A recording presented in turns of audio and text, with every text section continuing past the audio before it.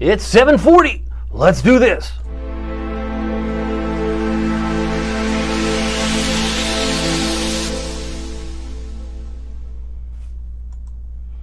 Good evening, Hampton Roads. Good evening, Northeast North Carolina. My name is David Aldrich, Chief Meteorologist of WTKR News 3 Television, and you are watching First Warning Live, where we're talking about an update on Tropical Storm Erin, which is getting stronger, slowly but surely. We're going to look at her in a moment, but this is sponsored by Marco's Pizza, where we're actually giving away free pizza. You heard that correctly, free pizza for a year. We've done this most every Thursday. Every Thursday we've been giving away pizza, and oftentimes more than one might expect. But I will talk more about them in a moment, but I do want to thank them. There is a website to go to. It's WTKR.com/Marcos, but I'm going to get that in a moment. I want to get back to the weather because what's amazing is how 24 hours, suddenly there's more buzz on the internet. Why is that? Is it because we're more informed or maybe more misinformed? Maybe we just get more models in our head. We thought, well, maybe this model is more accurate. Maybe this breakfast cereal is more nutritious than this one. Maybe I should have a few Frosted Flakes, a few Apple Jacks, maybe a few Rice Krispies. Put it in the same bowl and I'll get my complete breakfast. I'll get my complete forecast. If I could just hug all the spaghetti models. Getting ahead of myself. But some of you know exactly what I'm talking about. We tend to do that. We do that with snowstorms. We're like, I want to watch all the TV stations. What are they saying? They're saying this, and then they're saying this. I get it. But I'm going to try and kind of distort. I'm going to clear out some of the noise. We do have X marks the spot in Yucatan. There's a 20% chance we get a storm here. That's according to the National Hurricane Center. But Erin is way out here, about 1,200 miles. Repeat, 1,200 miles from the northern Leeward Islands. But what is it? What is it to the Outer Banks? About 2,000. 2,000 miles away from the Outer Banks. That's a pretty far distance. That's a long way from here, but it's something we want to watch. And maybe it's a swing and a miss, and some maybe have written it off because you've seen some of those spaghetti plots. Those weather people are just like to hype things up. No, we're going to look at it. We're going to try and decipher what may have a little more ground truth to it. But it is interesting to see when you look at Erin, right? This is where she is now. I'll take this full screen because I want you to see Erin is moving into some warm water. Anywhere that's red is greater than 80. Anything that's kind of burgundy is greater than 85, and anything purple is closer to 90. But this has winds of 50. What are you looking at? What are you looking at, Aldrich? I'm looking at this. 50 here. Oops, that's my big one. I should change that off. I'll go back to my telescope. So here's 50, here's 65. And this thing's moving west at 17. So we have a conducive environment. We have a sea surface temperatures that are conducive for more development. So that's a given. I don't think anybody would dispute that. But the question that I got yesterday at this time, and I believe I have this comment still here. This is a 24-hour-old comment from Richard. Is Richard on here? He says, yeah. Do any models have Erin making landfall near us in Virginia Beach? Yes. Now, in order to be accountable, in order to be prudent and measured. Does that mean it's going to hit Virginia Beach? No, but possibilities are what they are. And so if you're a betting man, if you go to Vegas or Atlantic City and you're going to bet on black or red and suddenly it lands on green, well, I didn't know green was an option. See what I mean? You can't necessarily assume it's going to be this percentage or this percentage. We just have to keep watch. This is still a week away. If we were to put a time on this, Wednesday night, which is what tonight is, 1 week from tonight will probably be one of its closest approaches. So that is what I want to put out there. And again, Richard, thank you for sharing your comment with me because that was 24 hours old. I want to see what you're seeing, but I want to get back to this moment where we are focused on sea surface temperatures. So we're just kind of establishing where this storm is. It's way out here. Where's here? Way out here is like in the middle of the Atlantic. So if I were to zoom in, you could see there's other waves coming off of Africa. But this is the storm, and it looks more defined than it did this time last night.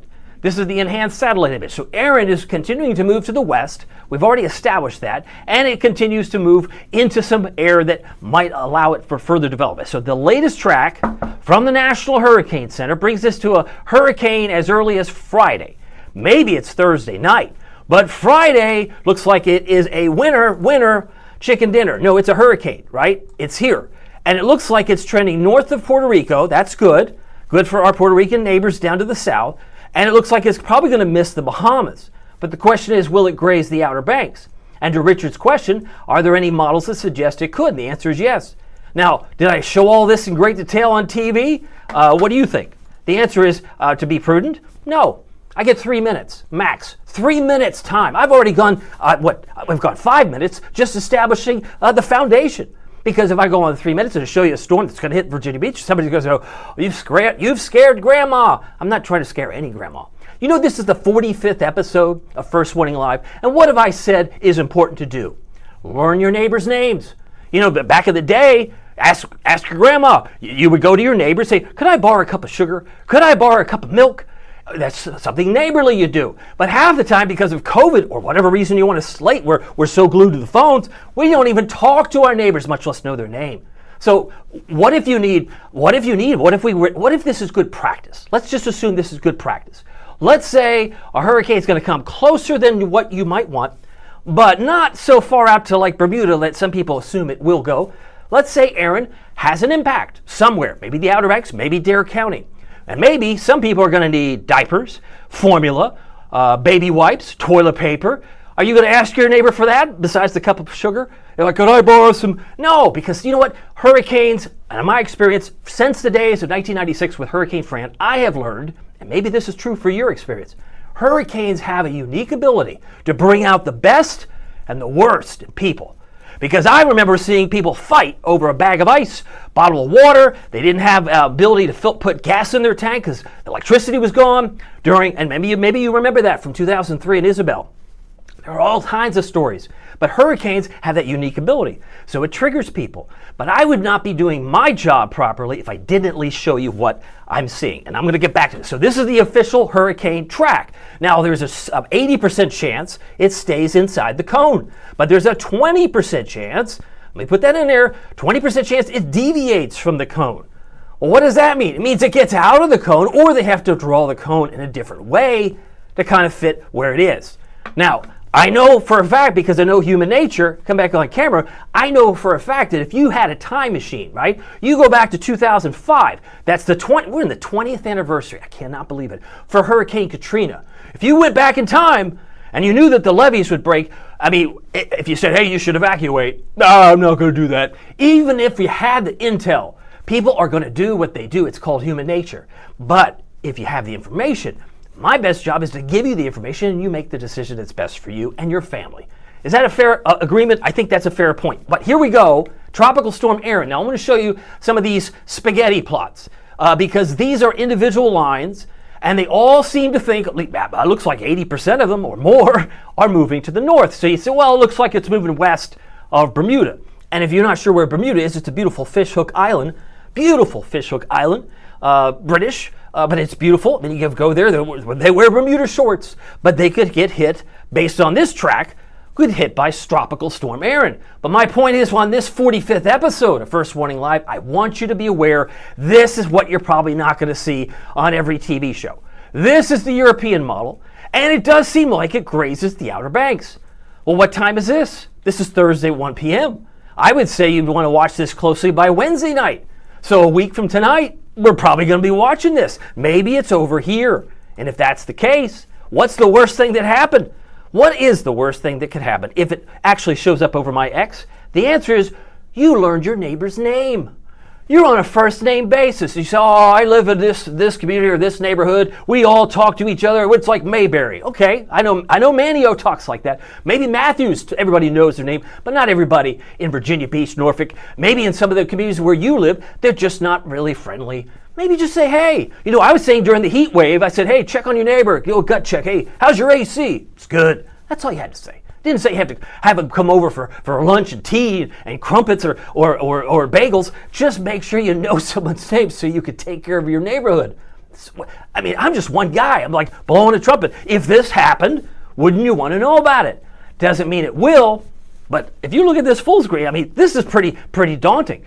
And I tell you this because if you go back to episode 44, which was last night, you will quickly learn that this was nowhere near the Outer Banks. And I said yesterday, I said, it keeps changing, right? It goes from here. I said, if it moved this in one day, imagine where it's going to be tomorrow. And you might be thinking these models are out to lunch. No. Think of it this way. The models are doing their job. They're trying to figure out based on the initial conditions of where it could go. And so like a pinball in a pinball machine, everyone's trying to hit tilt. They're trying to assume it's going to go here or there. It may come closer to the Outer Banks than you might expect, Or it may, it might graze. Maybe it's a graze like this. This would buzzsaw, and you might say, well, where would that be? So, okay, if this is moving like this, it would move like that pretty harsh. The assumption is this front's going to come in a lot sooner. And if you look at the GFS model, which I'll show you, it does kick it out a little bit sooner. But this is Tropical Storm Erin. At this time, it would be a hurricane on the European model, and it may have some impact. We've talked about this, probably some of the earlier episodes, but when you look at this, I mean, it's the front, it's the northeast quadrant. It's the right front that has the worst damage, the worst possibility for storm surge and flooding and possibility of tornadoes. And thankfully, if you saw just a moment ago, that right front would be off the coast. But what if it moved further? What if it moved further to the west? That'd be a bigger problem. But it's still a week away. So I don't want anybody within the sound of my voice to lose sleep over something like this, because it's going to have to work and play its course. Sometimes too much information, like, oh, enough models. There are enough people in the weather community that they get so excited every 6 hours. There's going to be a new model run. They're a slave to it, and you can't do that. I'm telling you, this has the potential to have impact, no doubt, with coastal flooding. It could affect many areas, but my concern is less at this juncture of, hey, where it's going to be precisely, and just know it's still too early to say. This is a macro view of the very model we were just looking at. So we can look at this one. This is the other one that moves the front a little bit quicker. This is what we call the GFS. It's an American model. It's closer to Bermuda, right? That was from 8 o'clock this morning, but 6 hours later, the very same model, the ATZ comes in, and it's even further west of Bermuda. So it keeps changing. How the same model can come up with a very different solution, that's pretty far west of Bermuda, because Bermuda, as I mentioned, is right here, and we're watching this latest run of this GFS over here. So a lot can change. I just want everybody to know I maintain what I said from the very start of this experiment called First Warning Live, that if we can be kind to each other, if we can learn our friends' names in the neighborhood long enough to know that we are all we got. Do you see what I'm saying? You have to look out after your family. And I know that these things can change on a dime. I'm not going to be too worried about a storm that's 7 days out, but I'm going to watch it like a hawk. I've been watching it like a hawk for several days. And I know these things will change. They'll change again tomorrow. Then maybe it moves the other way. And then it was, we panicked for nothing. The models have to figure this out. And 7 days out, 6 days out, there's going to be some variability. Okay, I'm going to get back to the maps full. I want to check in with you. If you've got a comment, do my best to put you on the screen, because I've been going on and on and on with the information that I've put out so far. So just know that we will be revisiting this again tomorrow. And I know that by Friday, this is likely to become a hurricane. And that's one of the things that likely be a major hurricane. So I got about 16 comments. I see them populating on my screen. I got a note from Leandra. Let me just put her note on here. She's saying, wow, yeah, there's a lot here, right? There's a lot here.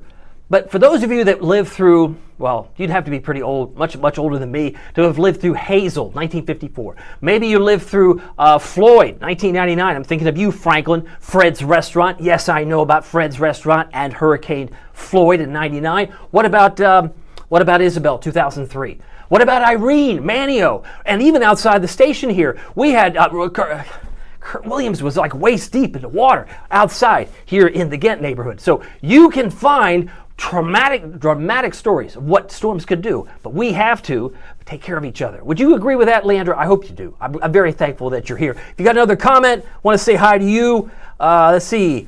I got notes of Amy Thompson. I guess she's reminding everybody, make sure you pick up diapers, medication. Make sure you, toilet paper. That was a big thing during COVID, was it not? Everybody wanted to know where they could pick up some toilet paper. And Kim Thompson-Jones says, good evening, everyone. Kim, glad that you're here. I'm going to bring this back around because I do want to thank my sponsor. I couldn't do this without them very easily. They have 5 convenient locations. We're giving away pizza tomorrow. I hope that your name is on the list. And even if you don't win free pizza, I can assure you, you have just won 50% off pizza just from watching tonight. So go to WTKR.com/Marcos.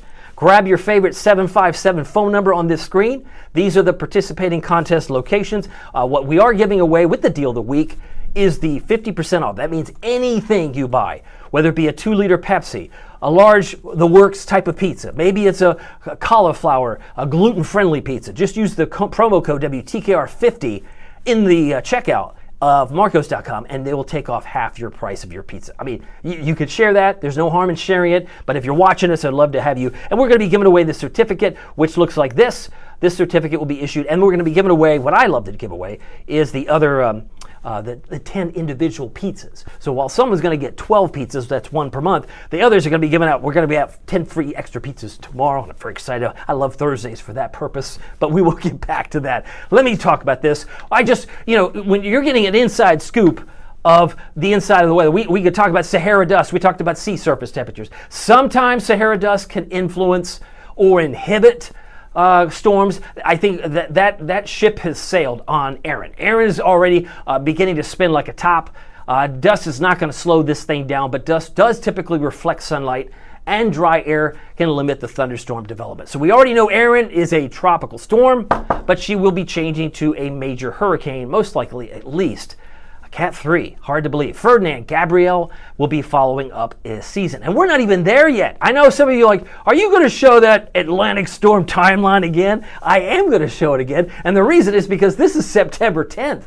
Based on history, based on climatology, we haven't even reached the peak of the hurricane season. And yet, people who don't pay attention are like, where did these all come from? Something's wrong. No. You've had all summer to heat up the oceans. It is time. It's kind of like, Christmas comes on the 25th of December. You know when Hanukkah is, perhaps. You know when New Year's is. We can tell you September 10th, maybe a couple of weeks before and after, is when a lot of the Atlantic begins to light up. Virginia Beach ocean front. Oh, yes, there were folks out there. Not as much rain today, but you can see we still have an abundance of clouds in the background. We did hit 88. This was the hottest day of the month thus far. And I will point out 88 degrees. I do have some notes here. Let me come back because I like to take notes because I'm a note taker. We hit 88 at 3:45 this afternoon. We had a low of 74 at 6:01 this morning. Boy, you're really specific. Yes, I tried to do that. 99, 1881. That was back when that was when James A. Garfield was president. I know that's like recent, right? That's a long time ago. And I didn't come anywhere close to that. But what's interesting, because it was the first above average day of the month, right? So you look at all the other days, we've had now 12 days below normal, 1 day above normal. So today is it, and I think we've got a good shot at hitting 90 tomorrow. And if we do hit 90, we may not have that many in the month because there's a trend to get cooler. How do I know? Well, the Climate Prediction Center. And I've been telling you this since last week that by the time we hit the 19th and 20th, we're probably going to see another cool spell. It's the same cool front that could very well drive Erin out. And we hope it gets in here quicker. Maybe it will, but it's going to have to depend on multiple factors. I'm not going to lay it down at the feet of just this front, but there will be other factors to watch, no doubt. I got some other comments that are trickling in. I got a Marilyn Bell comment. I want to say hi to Marilyn. She's in East Tennessee. She says, as I come back on camera, she says, hopefully no landfall. I'm hoping it stays out. But even though it could be 50 miles, 100 miles, you're going to have some serious rip currents.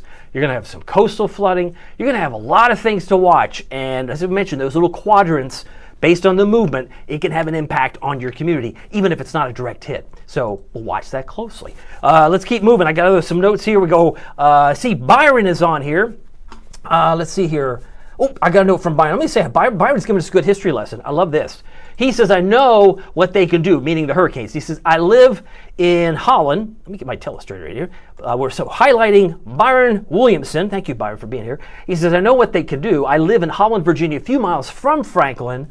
And my children, he says, were born November 10th, 1999, the day that storm came through, and the storm scared me. They scare me, too. I was living through Hurricane Fran. It was a Cat 3 when it came through Wilmington, and I was a NC State student. And I remember very well when the eye came over because it suddenly got quiet, eerily so.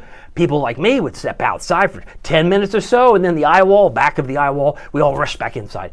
I know that it's not the most responsible thing to do, but when you're a college student and you're studying meteorology, you tend to do some wild things in your 20s. But I will say this, Byron, you are very kind to share your thoughts, and I hope that maybe, as I clear my telestrator, that I can hopefully give you some more information to work with, right? You can lead a horse to water, to have them learn your neighbor's names, but you can't force a horse to drink or something like that. All right, so 300-7 an inch fell today, very little in Manio, nothing reported in Chesapeake. So like I said, we got rain today, but almost like a 7-10 split. It kind of moved up toward Williamsburg, it kind of moved further south toward Elizabeth City and Rodanthe and Duck, but really didn't see much in the way of the quantity we saw just a few days ago. There have been some severe storms up toward the Big Apple, through parts of New Jersey and Delaware. That's where some other storminess has occurred today, but this front we're going to be watching. This is not the magic front. That's still 7 days out, but we're going to be watching closely for next week. Current conditions. I can tell you this, it looks like it's a little brighter based on the METARs. That's the like the airport code around Franklin and Chesapeake. More sunshine being reported there. More clouds, Virginia Beach. We just saw the ocean front. They have clouds, and more cloudiness right now in Williamsburg to the north. August rainfall in Norfolk is now under a half inch. Now I wanted to go one step further. We had that yesterday. We had nothing reported today. But when you look at the fact that we're now actually well below normal for August, or even for the year, because if you take a look, August is now the second soggiest month on average. This is a 30-year average. Where do you get 5.88? That's based on 30 years.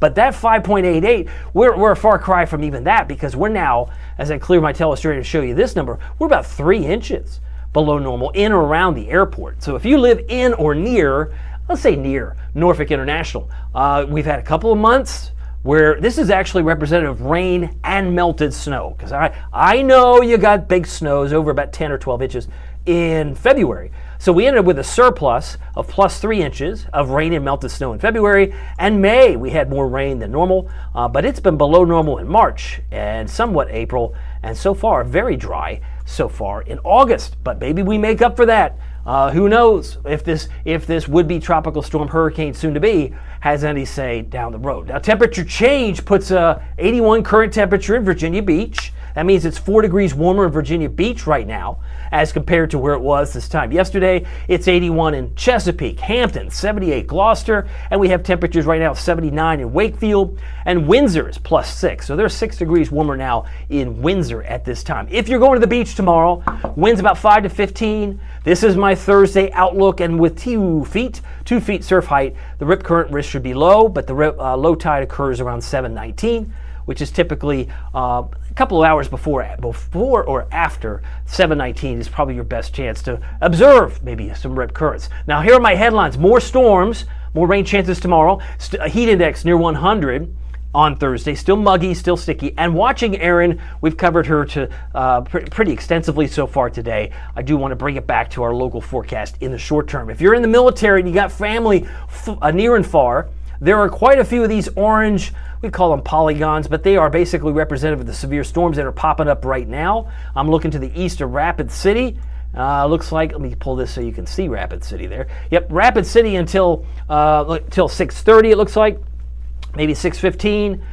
These are some of the counties there in South Dakota where they're getting hammered with some strong squalls right now. There's also some severe weather in North Carolina and one near Savannah.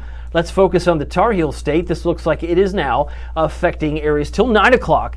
We'll say Yadkin County with hail smaller than a penny, but there's some stronger storms in this part of North Carolina where there's very little going on right now between Hatteras and Virginia Beach. We had a low of 74 degrees officially in Norfolk. It was 75 in Hampton, 74 in Franklin, and highs today, as I mentioned, hit 88. This is the hottest temperature we've had all month.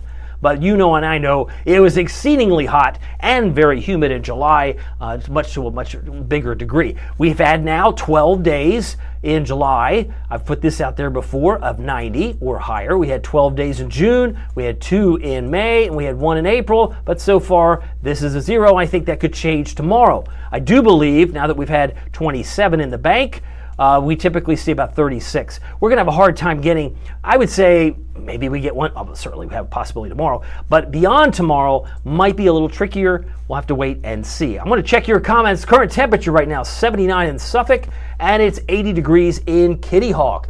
Let's see here. I got a note here from Erin Johnson. I'm going to say hi to Erin. Oh, Erin, it's good to have you on here.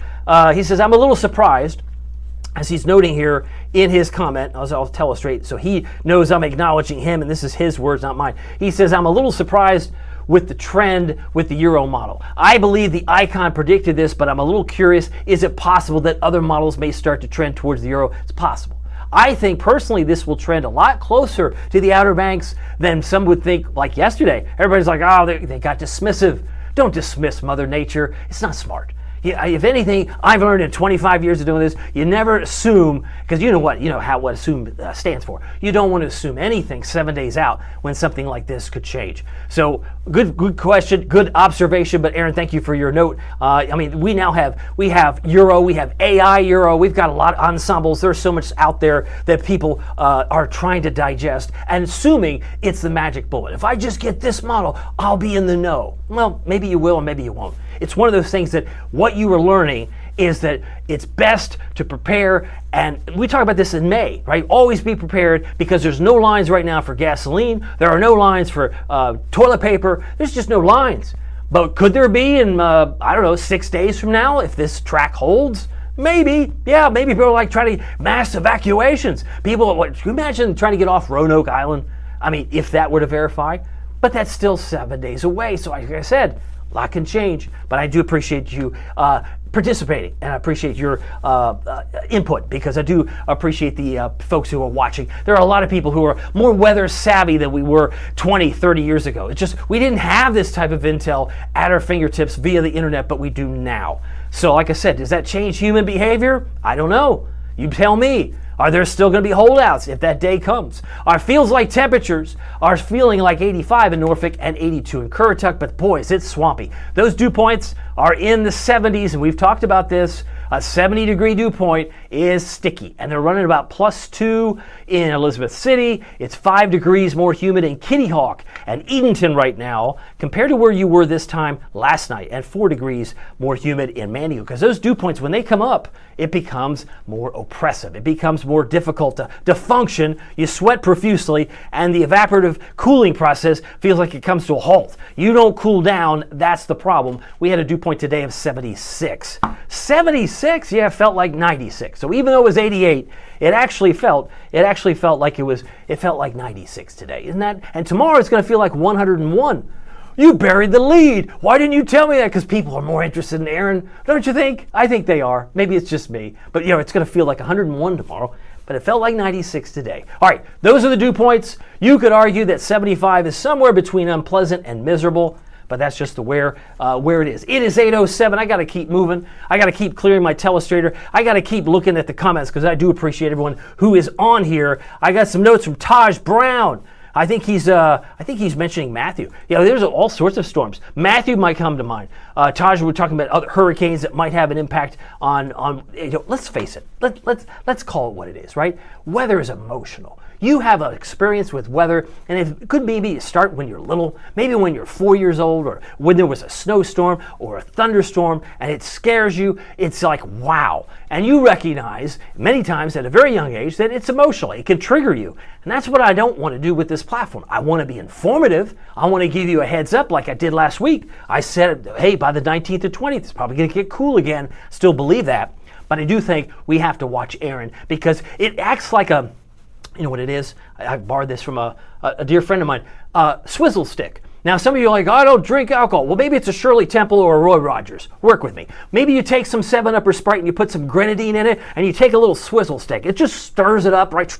That's Mother Nature's swizzle stick. It's a hurricane. It brings in the warm water from the tropics, moves it up. It's a natural process. But we don't want to be in the path of one. No, we don't want to be in the path of one. But this is like it happens, and in some cases, it can happen in the Pacific, and then it can happen in the Atlantic, and they work like a teeter-totter, right? You can have a lot of activity in the Pacific and nothing going on like we did August 1st. There was nothing going on August 1st in the Atlantic. Now it's becoming to switch around. It's like it's a cycle, much like your moon, much like your tides, high tide and low tide. Boy, have I gone on. 79 right now in Richmond. It's 81 in Virginia Beach and 83 in Myrtle Beach. Oh, look at this. The cool air, Minneapolis. They're at 80 in Des Moines, 80 in Detroit. And you can see this tells my story. I told you around the 19th of August, and this is a 10-day outlook. Look at the cool air in Montreal.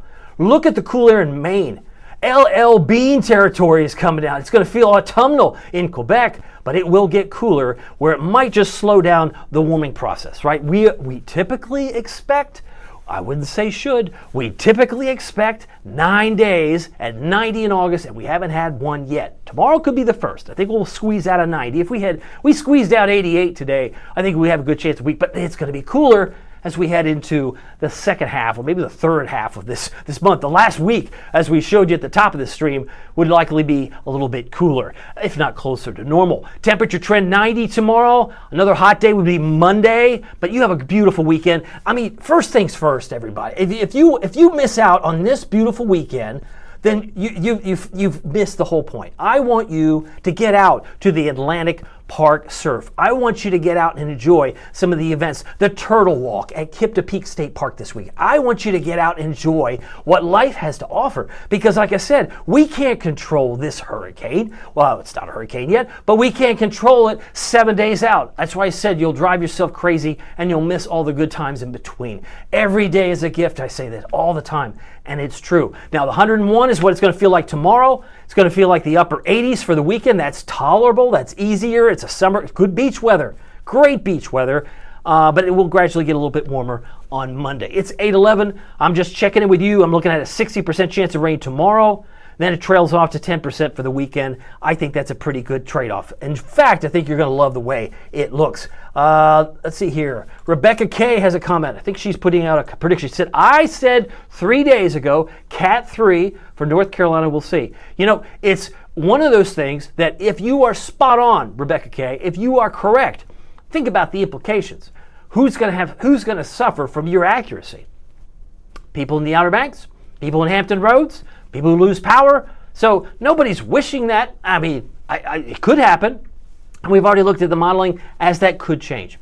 But I am going to be ready either way because, like I said, if this is not a direct hit or a brush, it's good practice. It's good practice to be in preparation mode for things that you have to have. Maybe you need toilet paper, maybe you need baby wipes or formula, and you don't have any access to it when the crowds are like the food is flying off the shelf, that type of thing. Just want you to be prepared because you never know when that day will come. Rainfall forecast looks like this. So just between now and tomorrow night, it suggests we could pick up about a ½ inch around inland North Carolina. This is the same Euro that we looked at that had the more daunting solution here.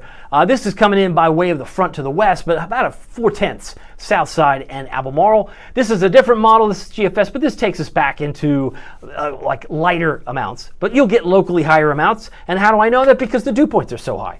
The dew points are in the 70s. It's just ringing out. I mean, it's a given.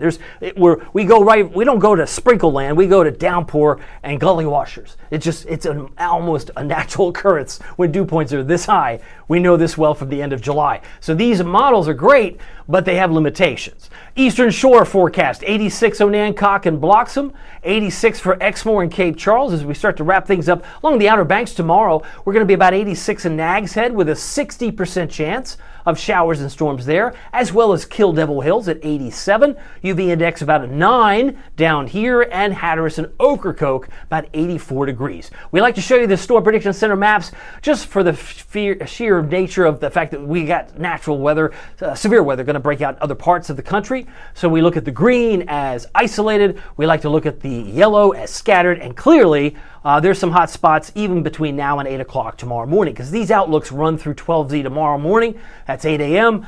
Eastern time. So Rapid City, Pierre, South Dakota, and Valentine, those areas may have some scattered severe storms. We saw some already occurring when we zoomed in a moment ago around Rapid City, and we could still see isolated severe storms in Boston, New York City, Philadelphia, my hometown, born and raised, Wilmington, Delaware, and Washington, D.C. But Virginia Beach doesn't look like we've got any concerns. We might get rain, but it will not likely reach severe limits. Thursday, it moves back to Fargo and Grand Forks for scattered. Pierre might be isolated, but really a quiet map all in all for the lower 48. Severe threat Thursday looks quiet here. And last but not least, day 3 for Friday. Looks like it's Aberdeen and Minneapolis. Some of those areas, St. Paul might have, or even Wisconsin, could have some isolated severe storms on Friday. It's now 8:14. I want to get to the maps here, but Futurecast shows a couple more pop-ups. Now this is interesting, right? We haven't had much rain today. We were expecting a 60% chance of rain. We haven't had much, but what if this came out of nowhere? This is 11 o'clock tonight. Could this model be wrong just a few hours away from now. You be the judge. But if we'll be watching, the impulse would suggest we could have some storms on the eastern shore in the next few hours. Now, if you watch this tomorrow, the next day, or the next day, this is probably not as important to you, but if you're watching me live, you might find this interesting, that it places Duck and looks like maybe areas around Currituck County and also back toward Elizabeth City. The Harbor of Hospitality could get some rain by 11 o'clock tonight. Tomorrow morning, it looks like it breaks up, for the most part. More clouds maybe at noon, and then maybe another round toward Duck, Elizabeth City, maybe up towards, say, Matthews County, Middlesex County, and then it looks like it moves to Franklin. This is about 7 p.m. tomorrow night, and Virginia Beach may be back into the shower activity at that time as well. So again, these models they do the best job that they can do. They're basically taking the best that they can from the equations of motion and trying to put this pieces all together so that you have a graphical display. But this futurecast is just guidance. It suggests about 4 o'clock Friday, it could still be raining in a few areas. So our Thursday morning forecast, mid-70s, North Carolina about 74, 75 south side. Our tonight's lows, really tomorrow morning, 73 in Suffolk, 73 in Gloucester, Cape Charles 75, and Duck 75 degrees, Edenton at 76. Thursday afternoon, I think we'll make a run at 90. North Carolina, probably a good shot at getting into the lower 90s, and the peninsula is about 87. So I've got 90 in Portsmouth, 90 in Elizabeth City, and about 90 in Smithfield, Chesapeake, and Moyock, while Hertford could reach about 91 tomorrow. Here's your first warning, WTKR News 3 7-day forecast. So spotty storms Friday, 10% chance Saturday and Sunday, but I want to be very clear. When I put in here, I did this for a reason, watching Erin, because I think it's Wednesday night into Thursday. If all things hold the same, and they could change and will change, they'll change, oh my goodness, probably 6-7 times a day. They're going to keep changing. But we want to watch Erin in this time frame, Wednesday night, Thursday, for the possibility. Maybe it's a brush by. That could be maybe a close approach. Let's say it's somewhere between Bermuda and the Outer Banks. We can make that assumption. But at that point, it's that time frame of Wednesday night, Thursday that I would expect we could see something, some effects, coastal flooding, rip currents at a minimum. I want to show you some happy shots, and we're going to go back to Marcos here in a moment because we want to give some great pizza away tomorrow. I do want to do that. But this is from this is a friend of one of our reporter Coulter Anson. He had a friend Tatiana who had this great rainbow in Buckrow Beach. This was from last night. Wanted to share that on behalf of Coulter and Tatiana. Thank you so much for sharing that beautiful picture with us in Hampton. James River sunset from Katrina Gay. Always these beautiful pictures she shares from James River. Love it. Thank you, Katrina. And last but not least, one of the other happy shots we have come from by way of the Chesapeake Bay Bridge sunset from Brian. Thank you so much for sharing that with us. We do appreciate that and also appreciate all of your time. The 7-day forecast back on your screen, but just want to remind you, if you want to get some free pizza, you want to eat something, even tonight, you can get 50% off. 50% off your food tonight. I mean, that's a deal. WTKR.com or WTKR.com/Marcos to register for the win and the giveaway. But you don't have to wait. If you're hungry and you want to get 50% off your pizza, use this promo code through Saturday at anything in Marcos, and you will be delighted. I think you'll be impressed. If you haven't tried Marcos, I hope you will do so. This is the pizza certificate for a year. It's a punch card. We've given away many of these since May 19th when I started doing this live stream. But if you got one tomorrow, you could check off August and September. And if you're curious, what am I checking off? You're getting one topping, one large pizza, monthly for a year for free. Once you fill up or check up all the boxes, that's how that card would work. And if you haven't seen or tried the Pozzoli, it's great. You get 50% off using the promo code. So the Pozzoli is a great lunch item. I love that. It's like you could pick it up and have it for lunch. And the Pepperoni Magnifico, which is a great pepperoni pizza with the old style pepperoni. You check that out. You could also get that at half off. So if you're curious about the locations, there's 3 in Virginia Beach.